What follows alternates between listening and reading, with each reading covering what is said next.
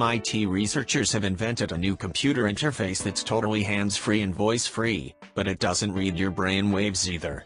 Instead, it relies on something called subvocalization, or silent speech, the name for what you're doing when you say words in your head.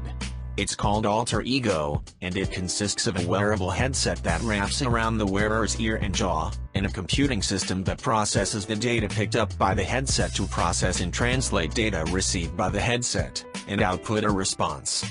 The motivation for this was to build an IA device, an intelligence augmentation device, said lead researcher Arnav Kapur, from the MIT Media Lab. Our idea was, could we have a computing platform that's more internal, that melds human and machine in some ways, and that feels like an internal extension of our own cognition?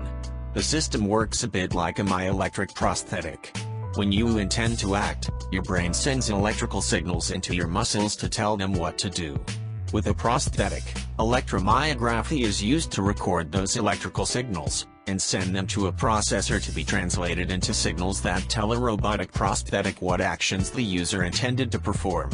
Speaking is a little more complex, but the basic concept is the same. When you think of a word, your brain sends the signals into the muscles of your face and throat to shape that word for speaking. This is called subvocalization, and many people do it when they're reading. The alter ego headset consists of electrode sensors that sit on the regions of the wearer's face and jaw where those signals are strongest and most reliable, as determined by Kapur's team. It also includes a pair of bone conduction headphones that wrap around the outside of the wearer's ears. These transmit sound directly through the bone of your skull, leaving your ears free to hear the world around you.